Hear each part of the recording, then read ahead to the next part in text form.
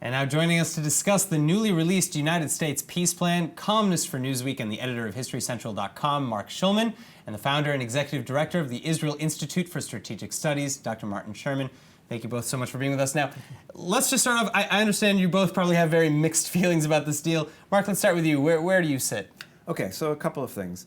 The actual deal is probably 80 to 90% of what would end up in an eventual negotiations. If Israel and the Palestinians negotiated from their concerns, we probably end up 80 to 90% of where this deal came to. Excuse me, why are you interrupting? All right, come on, continue. Now, the reality is that that's where we would probably end up. However, with a couple of caveats. There is no reason to, let's say, annex the Jordan Valley. It would be good enough to have a 100-year agreement to keep Israeli troops in the Jordan Valley. We don't need all that land. Second of all, some of these isolated Israeli settlements in the middle of Palestinian blocks make no sense. All it's going to require is additional troops to guard it, to deal with it. Definite mistake and wouldn't happen. All right, and now, number Martin, number three, there is no provision really at all for the refugee problem. It talks about the world having this big problem with refugees at the moment. We really can't deal with the refugee problem. Okay, is what Martin, it says what in the is your agreement. take? Well, I'm not quite sure what universe Marc lives in, but I don't think there's any chance that the Palestinians, under any circumstances, would agree to sovereignty over the Jordan Valley. And you need sovereignty over the Jordan Valley because you don't know what's going to happen in a few decades' time. That's one thing. The second thing is that, you know, my attitude to the agreement is somewhat ambivalent. Because on the one hand, you have a lot of positive things, like the annexation of territory or the extension of sovereignty to territory, Jerusalem, which the Palestinians would never have agreed to anyway, extending sovereignty over the main settlement blocks.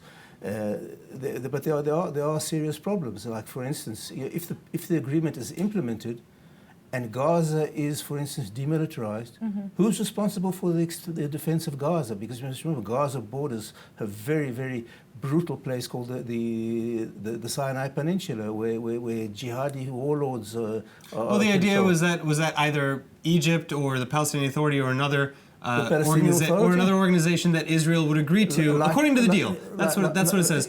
Yeah, would be allowed to govern. That's the point. Actually, in overall, I'm for accepting the deal, but only because it gives positive benefits to Israel, and all the prospective benefits to the Palestinians will never materialize if the deal is implemented. So basically, the way what it you're is. saying is that there's no chance that anything will happen with this Well, deal? do you think the Palestinians would accept what the Well, do you think Well, something that's could the change in the question. next 4 years? Okay, Because there is that four years, window. of course, is a long time. And who said it's 4 years? Well, you know, let's be honest. There's a 50-50 chance. Let's leave it at that. That Trump won't be reelected, right? So if someone else comes from the Democratic side, who knows what the result will be in terms of 4 years, 8 years? It doesn't make a difference. Look, the Palestinians have never accepted any peace plan until now. I mean, they could have had a much better deal, including if they would have taken Barak's deal. Although this is very close to Barak's deal, actually. They certainly would have had a better deal with Olmert without a doubt. But they have not been interested because they want to. They haven't willing to accept the fact that we're here to stay. That's the bottom line. And of course, nothing is dealt with the issue of the refugees, which needs to be dealt with them to discuss how. What would you suggest about the refugees? What I suggest with refugees? I think the refugees need to come into a Palestinian state, and the world has to give. And how's the Palestinian state going to cope with that? With the money that the world is going to give to it. Oh yes, we've seen what they've done with the money that the world's already given them. The Palestinian Authority in Gaza were among the highest recipients, recipients of international aid, and we see how wonderfully that worked out. Your view. Look, my view is very simple. I do not believe that we're going to reach peace anytime, probably in my lifetime. But I'm still hopeful that we can try to work towards it. I don't want us to do anything that will close that door. And that's the question to me. In other words, the problem I have with this plan is it puts permanent Israeli settlements in the middle of populated Arab areas, which is bad for eventual peace. And as far as I'm concerned... Why aren't Arab settlements in the middle of Israel bad for peace? If you see peace, why can there be Arab settlements in a Jewish state and not Jewish states in Palestine? I know the answer, but do you dare articulate that answer? What do you mean dare articulate? Why is that a problem for peace? Because at the moment we're not talking, the Arab citizens of Israel are exactly that, Arab citizens of Israel. The idea here is not to make the Jews who are sitting in the middle of this Palestinian state Jewish citizens of the Palestinian state. They want to remain Jewish citizens of Israel, and yet live in the middle of the Palestinian state where we have to defend them. But we can negotiate that in 100 years' time. Okay, but that is the reason why this is a problematic agreement.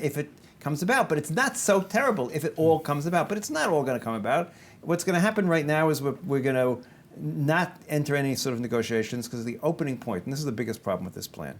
This plan, like I said, could have come about through negotiations, but instead it was imposed. And it's imposed in such a way that the Palestinians could never accept it the way it's currently been given. imposed because the Palestinians would never accept anything else. The Palestinians have been negotiating for 3 decades.